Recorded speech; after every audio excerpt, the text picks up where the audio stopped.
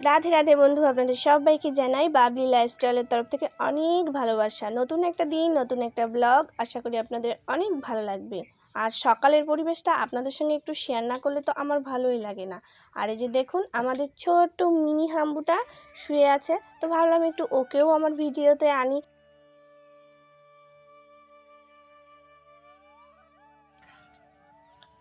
আর একে নাকি আমার লতা বলে, এটা হচ্ছে লতামণি। আর আমাদের বড় যে হাম্বুটা আছে ওই হাম্বুটাকে বলে ওটা হচ্ছে ওর দিদি, মানে দুই বোন। ওরা যেমন গরুদের মধ্যে দুই বোন, আমাদের লতাদের মধ্যেও যেমন দুই বোন, সেটাই ও বলতে চাচ্ছে যে মা ওই ছোটো হাম্বুটা আমি আর বড় হাম্বুটা আমার দিদি। আর এই যে আমাদের বাগানের পরিবেশটা দেখুন, সকালে এত ভালো লাগে, মানে মনে হয় যেন বাগানের দিকে বা মাঠে ঘাটে ঘুরে বেড়াই। গ্রামের পরিবেশটাই সকালেই লাগে অন্যরকম। তো তারপরে ঘরে এলাম, ঘরে আসার পরে এই যে আমার রিক্তামণি স্কুলে চলে গেছে। আর ওকে সকালবেলা এক গ্লাস ছাতু দিয়েছিলাম, ও ছাতুটাকে বেডের ওপরে রেখে কি একটা করতে গিয়েছে, আর বেডের ওপরে ছাতুটা পুরোটাই পড়ে গেছে। তো তারপরে আমি আবার বেড কভারটাকে চেঞ্জ করছি দুই মা মিলে। আর এই যে লতামণি আমাকে একটু হেল্প করে দিচ্ছে, কারণ মেয়ে আমার তো অনেক কাজের, এক হাতে কলা আর এক হাতে ওর হচ্ছে বেড কভারটা, মানে আমাকে একটু টান করে দিচ্ছে।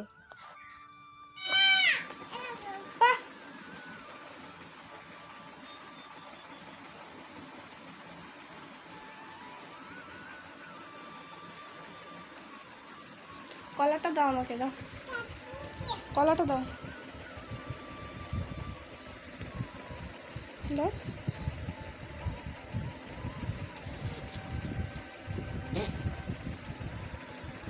আমাকে দাও, ওটা দাও, ওটা আমাকে দাও, আমি খেয়ে নিই, দাও।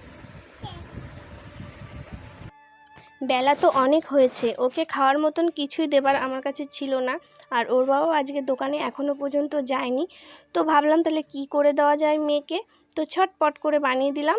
ওকে একটু দুধ দিয়ে আটা গুলিয়ে একটা রুটির মতন করে দিয়েছি, তার মধ্যে একটু চিনি দিয়েছিলাম। তো এটা হচ্ছে আমার দুই মেয়েরই ভীষণ প্রিয় একটা খাবার। দেখুন প্রথমটা তো খাবার খাওয়া কমপ্লিট, এরপরে থালাটা উল্টে পাল্টে আমাকে দেখাচ্ছে মা আর নেই। তো দ্বিতীয়বার আর একটা দিলাম, এবার মনের সুখে সে খাচ্ছে আর আমাকে দেখাচ্ছিল যে মা খুব সুন্দর হয়েছে। তো তারপরে ভাবলাম যে আমিও একটু খেয়ে নিই, ওর বাবাকে ডাকলাম যে তুমি একটু খেয়ে যাও। তো উনি তো আর খেলেন না, আর আমি এখন বসলাম খেতে। আর একটা কলা নিয়েছি, যদি খেতে পারি কলাটা তো খাবো। তো এর মধ্যে জেঠিমা এসে বসছেন আমাদের এই দূরের কাছে। আর এখন তো বেলা অনেকটা হয়েছে, ওই যে দেখুন আমার কর্তামশাইয়ের গাড়ি দাঁড় করানো। কর্তামশাই এখনও কিন্তু দোকানে যাননি, উনি ঘরে ঘুমোচ্ছেন। এখন বাজে প্রায় 8:30। তো কর্তামশাইকে বললাম যে তুমি এখন দোকানে যাবে না? বলছে হ্যাঁ যাবো একটু পরে। তো হয়তো ওনার শরীরটা একটু খারাপ লাগছে, ওর জন্য একটু শুয়ে রয়েছে। তো যাই হোক, আর আমি এই যে দেখুন উঠোনটা ঝাড় দিয়ে কমপ্লিট করে নিয়েছি, কারণ এখন অনেকটা বেলা হয়েছে। তো এতক্ষণ উঠোন ঝাড় দিইনি, কারণ উঠোনটা ঝাড় দিলেই আমার কোমরের যন্ত্রণা দ্বিগুণ হয়ে যায়। তো ওই কারণে আজকে একটু ধীরে ধীরে উঠোনটা ঝাড় দিলাম। আর শরীরটা সকাল থেকে খুব একটা ভালোও লাগছিল না। আর এখানে অনেক পাতা জড়ো হয়েছিল আর ধুলো জড়ো হয়েছিল, তো ঝাঁটাই করে আর নেওয়া যাচ্ছিল না। ওই কারণে এই যে ঝুড়ির মধ্যে নিয়ে ওটাকে বাইরে ফেলে দিয়ে আসবো। আর উঠোন কি আমার একটুখানি নাকি, উঠোন তো এইখানে একটা ওইখানে একটা। আর এই যে এখন দেখুন চলে এসেছি দুই মা মিলে বাগানে উঠোনটা ঝাড় দিতে। তো বাগানের উঠোনটা ঝাড় এখনও তো আমার সেই জিটি রোডটা বাকি রয়েছে ঝাড় দেওয়া, মানে সেই রাস্তাটা এখনও বাকি আছে। আজকে আর ওকে ঝাড় দেবো না, কারণ আমার কোমরে এমনিই খুব যন্ত্রণা করছে। তো দেখুন ঘরে এলাম, ঘরে এসে লতামণিকে বই স্লেট দিলাম, বললাম বাবা তুমি একটু পড়াশোনা করো আর আমি একটু পাশে একটু শুয়ে নিই। উঠোনটা ঝাড় দেওয়ার পরে কোমরের ব্যথাটা সত্যি আমার আরও বেড়ে গেছে, কারণ এমনিতেই তো কোমরের সমস্যা, তারপর সকাল থেকেও কোমরের ব্যথাটা একটু বেশি হচ্ছিল। তো ওই কারণে একটু ওর পাশে শুয়ে নিয়ে কোমরের ব্যথাটা একটু কম করে যাব রান্নাঘরে, ওদিকে মাছ এনেছে। আর এই যে দেখুন মাছটা অনেকক্ষণ ধরেই এনেছে আমার দেওর। তো এই মাছটা আমি ভেবেছিলাম কি হয়তো কাটা মাছ এনেছে, এখন দেখছি কি আর না কেটেই মাছটা নিয়ে এসছে। দেখে তো মাথাটা একটু গরম হলোই, কিন্তু কিছু করার নেই। এই যে দেখুন এটা মনে হয় ফলুই মাছ, আর হচ্ছে যে কি মাছ এগুলোকে কি বলে জানি না, এটা আমার মনে হচ্ছে পোনা না হলে বাটাই। যাই হোক যা মনে হয় সেই মাছ হোক গা, এখন আমাকে এটা কেটে রান্না করতে হবে তাই জানি।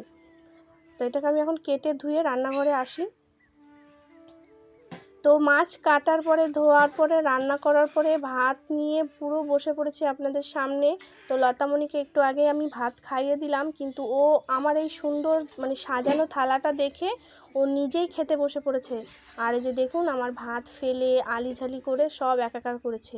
আর পাশে নিয়েছি দুধ আর আম, আর মনে চাইলো একটু দুধ আর আম খাবো, তো সেটা ও বারবার করে বলছিল যে মা আমাকে দুধ আম দাও, দুধ আম দাও। আর এখন হচ্ছে বিকেল 4টে, জামা কাপড়গুলো নিতে এসেছি বাগানে, আর জামা কাপড় নিয়ে এখন যাব, এক জায়গায় যাওয়ার আছে। তো আপনারা ভিডিওটি দেখতে থাকুন আমি কোথায় যাচ্ছি। আর আমি রেডি হয়ে গেছি, এখন যাচ্ছি, আমাদের গ্রুপ আছে আজকে, ওই একটা দাদাদের বাড়িতে গ্রুপ আছে, তো সেখানেই আমি আর আমার লতামণি রেডি হয়ে যাচ্ছি।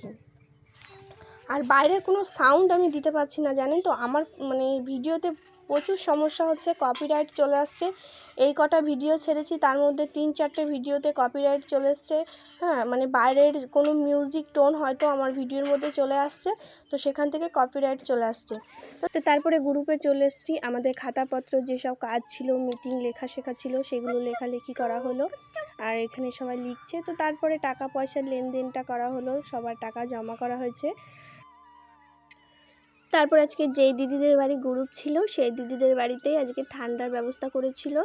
তা আমি তো ঠান্ডা খাই না, তো সেটাকে আমি স্কিপ করে গিয়েছি। আর এই যে এই দিদি, সামনে যে দিদিটা, তো সেই দিদিটা বলছিল কী ব্যাপার, আমাদের কি তোমার ভিডিওতে আনবে না? তো আমি সেটা শুনে খুব খুশি হলাম, তো তাদেরকেও আমি একটু ভিডিওতে নিয়ে এসেছিলাম, কারণ সবাই তো ভিডিওতে আসতে চায় না। আর এই যে দেখুন আমার একটা দেওরের ছেলে, ভীষণ কিউট। আর আমাদের গ্রুপ কমপ্লিট হয়ে গেছে, তো আমরা এখন বাড়ি যাচ্ছি। আর এই যে সন্ধ্যা দিচ্ছে আমার আজকে বড় সোনামা। এই যে বড় সোনামাকে বললাম যে বড় সোনামা একটু সন্ধ্যাটা দিয়ে দে, তো বড় সোনামা যে সন্ধ্যা দিচ্ছে। প্রণাম করো দুজনা।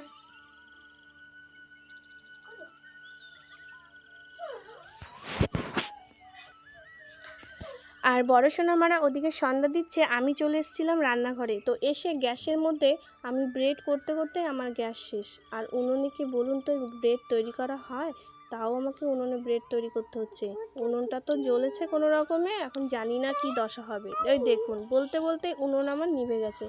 আর এই উনুন নেভা উনুনে যদি এই খাবার করা হয়, সেই খাবার তো আমার মনে হয় না খাওয়া যাবে। এদিকে আমার গ্যাস লাইটটাও ভালো করে জ্বলছে না। দেখি কি করে কি করি, এবার উনুনটা তো জ্বালাতে হবে আমাকে। তো দেখুন ওদিকে ব্রেড করা কমপ্লিট করেছি কোনো রকমে।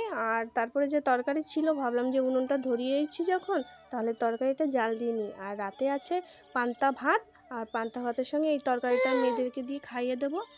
তো তারপরে আর উনুনে এই খাবারটা করেছিলাম, তো একটু তো ধোঁয়া গন্ধ হয়েছে। আর রিক্তা খানিকটা খেয়ে বলছে আমি আর খাবো না, তো ফেলে দিচ্ছিল। আর আমি এখন ডিম খাই না, আমার ভালো লাগে না। তো মেয়েটা জোর করেই বললো যে মা তুমি খাবারটা খেয়ে নাও, নাহলে ফেলে দেবো।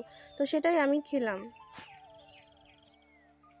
তো তারপর রান্নাঘরে উনুন ধরিয়ে খাবার করতে গিয়ে অনেকটা সময় পার হয়ে গেল। এখন চলে এসেছি ঘরে মেয়েদেরকে পড়ানোর জন্য। তো দেখুন বন্ধুরা, ওদেরকে আমি পড়িয়ে নিই। আকাশ ঘিরে মেঘ করেছে, সূর্য গেল, কুকুর গেল, পদ্ম দিঘি, আগে বলো পদ্ম দিঘি ঘাটে, পদ্ম দিঘি, আগে বলো পদ্ম দিঘি অনেক জল, ওছা ভরা। হ্যাঁ, তাকিয়ে বলো, তাহলে দেখা যাবে। কার্টুন দেবো, পড়াশোনা কেউ কার্টুন দেখতে বলো।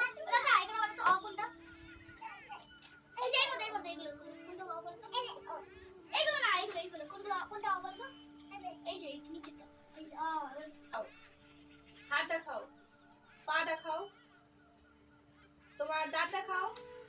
ওদেরকে একটু পড়াশোনা করায়। আর যদি ভালো লেগে থাকে প্লিজ লাইক কমেন্ট শেয়ার করবেন। আর আমার চ্যানেলটিকে অবশ্যই সাবস্ক্রাইব করে আমাকে একটু প্লিজ এগিয়ে নিয়ে যেতে সাহায্য করবেন।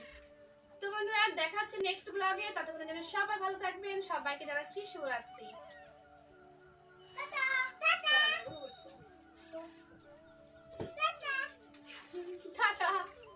ঠিক আছে, এবার বলো, বলো এইটা বলো, এটা বলো।